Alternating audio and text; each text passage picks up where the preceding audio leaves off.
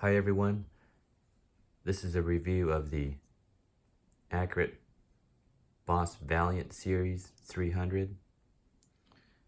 I was very excited to get this reel. I got it as a gift from my girlfriend. Usually I would not probably spend as much as I would, even though I'm a gadget freak and I like very nice quality and sometimes expensive toys. But normally speaking, I use middle-end reels, and I would consider the Accurates going to the high-end side of things. First off, I use these reels primarily for inshore fishing, and I really like using lightweight reels like the Boss Valiant. I use them for porgies, fluke, sea bass. I'll generally pair it with a 6 or 7 foot rod. Now the reason why you see two other reels here is because basically these are the other two reels I use for the same purpose. And they all have their advantages and disadvantages. So I wanted to include these two as a reference. First off, let's talk about the Boss Valiant. I think for the most part what you read and hear from the manufacturer is fairly accurate. It's a very light reel. This is the clicker version. The advantage of having the clicker is for a few different things. Sometimes you find it useful for bait fishing, or for sometimes if you're just rigging up your line and you want it in free spool, having that clicker on prevents the line from just freely flopping all over the place, which can be a real pain when you're rigging up your lines. So what do I want to say about this reel? It's light, has plenty of power, the drag is smooth, plenty of usable drag. The strike position, unlike most reels that have a stopper here and a button to go past striking into full, this particular reel, you don't have to push a button. There's a detent in here that stops it, and it stops it fairly well. I was kind of worried before I actually used the reel that in actual usage it would go past into full without me intentionally doing it. But I haven't had that issue. It stops there. It's a positive stop, and I haven't found any problems where I accidentally went into full. A couple of things to note. I think the handle is slightly on the long side. So when you're reeling things in, you do feel the difference with the additional length of the handle and the larger circumference as you spin. But it's okay. I think in some ways I would have preferred a standard length handle and a change in the gearing that would have made up for that. The main difference between this and the normal model is the clicker, as I said before. That does add a couple of ounces. I think without the clicker it clocks in at 9 ounces or something like that, and with the clicker it adds on an ounce or two. I forget the exact numbers, you can look it up. Do I think the reel is worth the additional cost? I mean, at the end of the day, it does what it's supposed to do. It's quality, it feels nice, it's smooth. But same thing with these other two reels. I've had no issues with these either. They're both quality, and they feel good to use. Before I get too deep into the Boss, let's talk about these other ones real quick. This is the Daiwa Lexa HD 300. I also use this for inshore fishing. It's a star drag, of course. I I do generally prefer lever drags because I know always how much drag I'm set at, especially if I'm adjusting the drag in the middle of fighting a fish. The main advantage of the Lexa is that it's got the, what do you call it? The line layer. So I'm not too handy with my thumbs, so I like having this, the line laying tool in there. It makes it very simple and easy to use. The release mechanism is, as with any other bait caster, very efficient and very handy. And these actually weigh about the same. They're both at almost 12 ounces with line.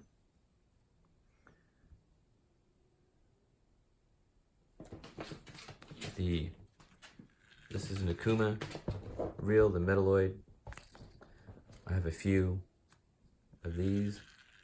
I find for the price point that they do provide good form and function, no quality issues, very nice finish. They work well, they don't cost too much. Now, so I just wanted to finish my thoughts on the Boss Valiant. For such a small reel, it doesn't sit as low on the rod as I thought it would. You can see here the reel seat in relation to the center of the spool is actually, it's fairly high. I don't know if you can see it, but on the Okumas, the seats are actually recessed a little deeper into the spool, which for a same size spool, it actually sits slightly lower. Which for when you're fishing lightweight reels, it's nice to have them sit lower on the rod, lower profile. That's what the bait casters do very well, especially since their spools are not as big. This sits very low on the rod. It's very easy to thumb, or to palm, I should say. The accurate does sit a little higher. I wish it sat a little bit lower, but when you're using it, you don't really notice. It doesn't matter too much. Now, there's one thing that when I first got this reel, I had an issue with it. I don't think you can really see it here since I have the line on it, but these 4 screws that hold the reel seat onto the reel, these screws actually protrude up into above the frame here slightly. And I was really concerned that if I didn't do the line lay right and that my line piled up, that I might have an issue with it hitting those screws and possibly damaging my line. If you overfill it or if you don't lay the line right, I think that could be an issue, but it hasn't been a problem for me. Now, a problem I have had with this reel is, if you pay attention to this edge here, there's the spool itself. Once you engage the drag, you see it, the edge of the spool comes out. As you're reeling in, I'll turn this drag off here, the clicker. As you're reeling in, sometimes what happened to me is this line here would actually sit on top of that edge and actually get jammed up. It actually got jammed up once, and I had to stop fishing for a couple of seconds and correct that.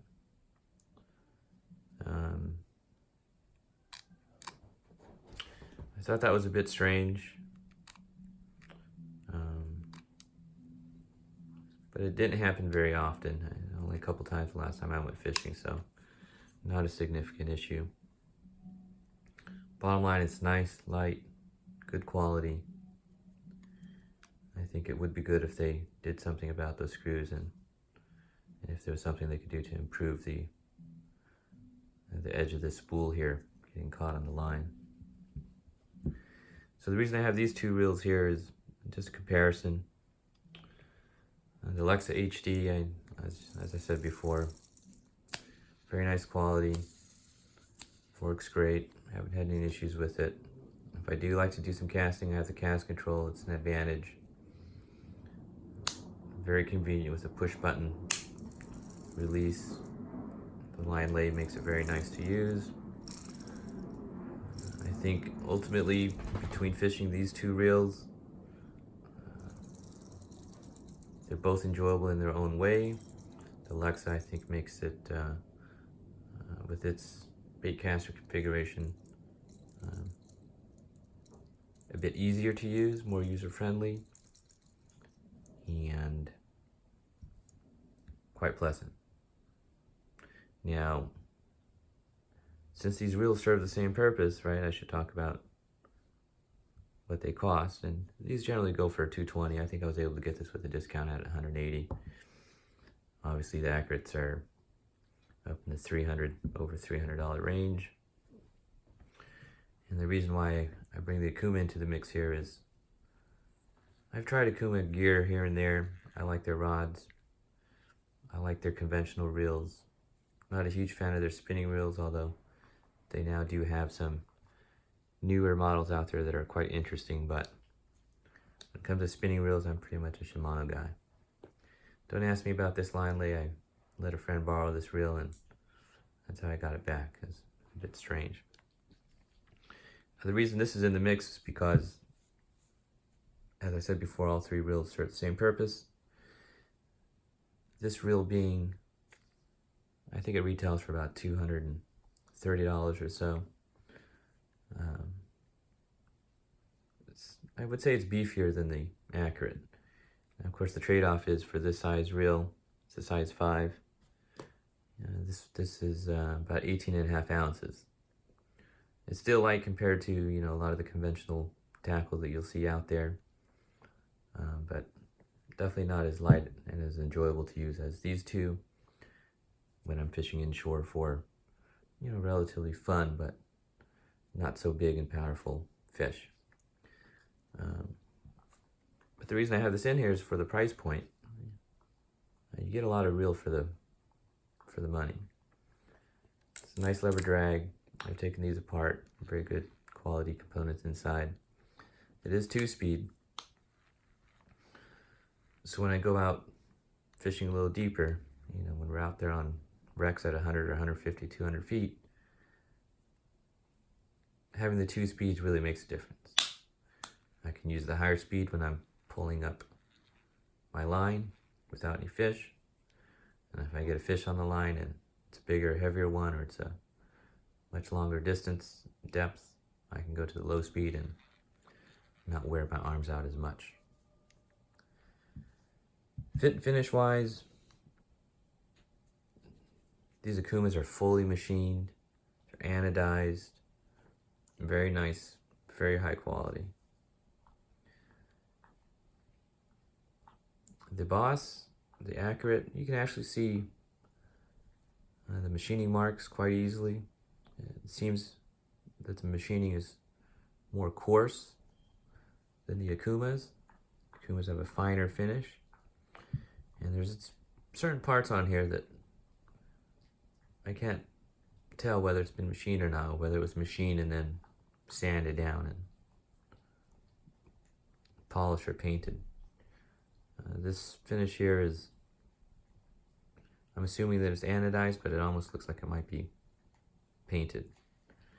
I think generally speaking, anodized is the preferred finish for aluminum reels.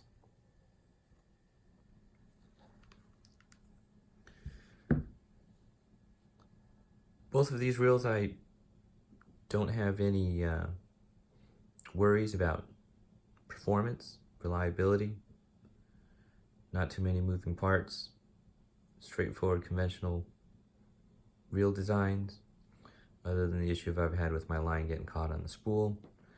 It's never been an issue with the Okumas. In fact, I really have had zero complaints, other than it being slightly heavier for lighter tackle fishing.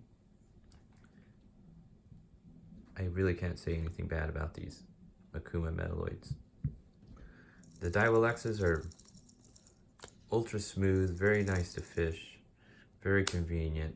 You got the cast control, Got the push button operation, you got your line lay, and over the couple of seasons of using this reel, my only concern has been reliability. I haven't had any issues myself, but considering that there's more moving parts,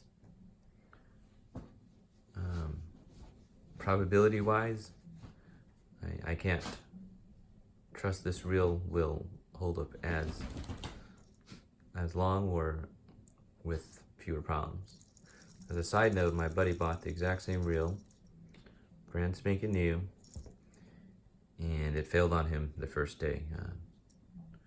Wasn't sure what the problem was. It was probably internal, possibly the gearing or the drag wiped out, but once the fish was on under pressure, with the drag tightened up, it wasn't holding it. The line was just getting pulled out. So those are my thoughts on the Boss Valiant and these two comparable reels. I really like the Boss. It's very enjoyable, and I hope you found my comments useful. Thank you.